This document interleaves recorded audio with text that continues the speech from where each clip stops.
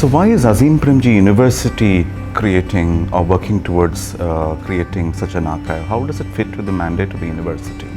So the Azim Premji Foundation, of which the Azim Premji University is a part, started work in 2001 and has over more than 2 decades now continually engaged with this primary vision of working to improve the quality of school education in the state-run schools to which the majority of Indian children go, even till date. The university was set up in 2011 with its first batch of students entering the university, and right at the start we in fact began with a Masters in Education program and a Masters in Development program. And both of these, as you know, are a kind of domain-led understanding of what higher education needs to be rather than a discipline-led one. So the Masters in Education program was our flagship program right at the start of the university and continues to be so.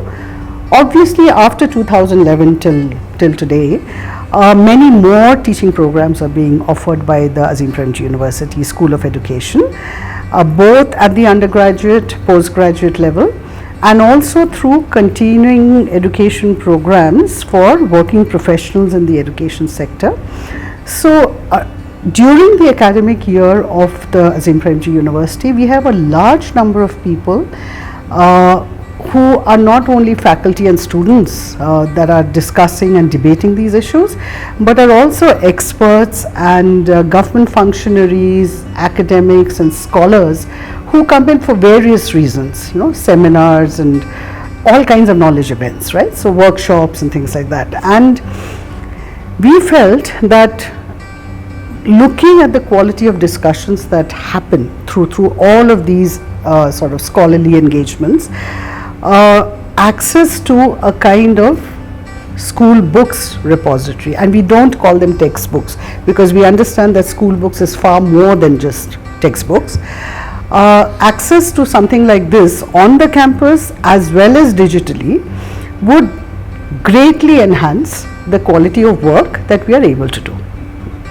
Now, having said that, we are obviously not the only sort of archive in the country. We do have 2 excellent digital libraries, one called the National Digital Library of India, which is maintained by the Indian Institute of Technology, Kharagpur, and another called Bharatvani, which is maintained by the Central Institute for Indian Languages at Mysore.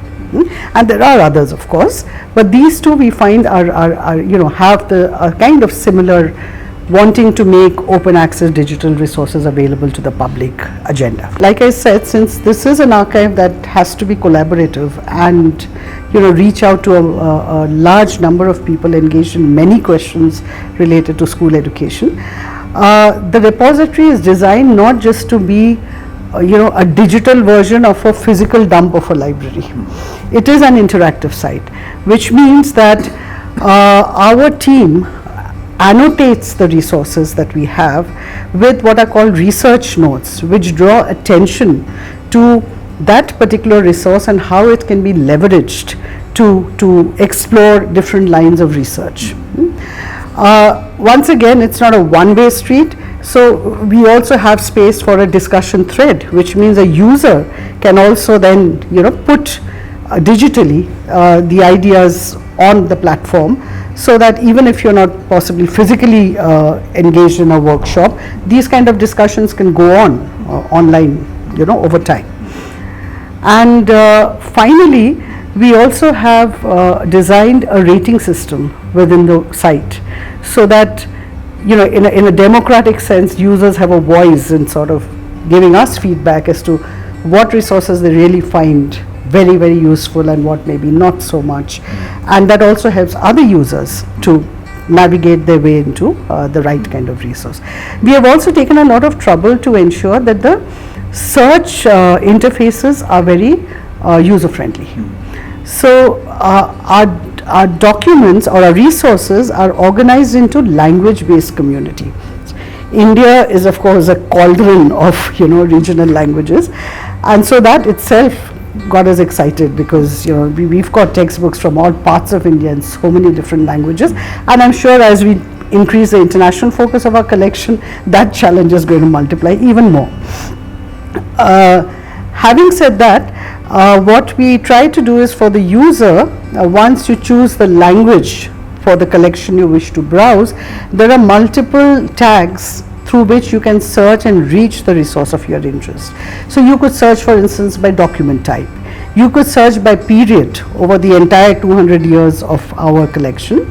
You could search by the state in India where the resource is being used.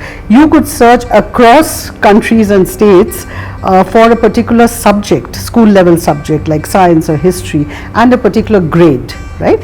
So these are technical sort of aids to a scholar, so that rather than just be faced with a big dump of material, you can navigate your way according to your interest area. And we are always open to further suggestions to improve user interactivity.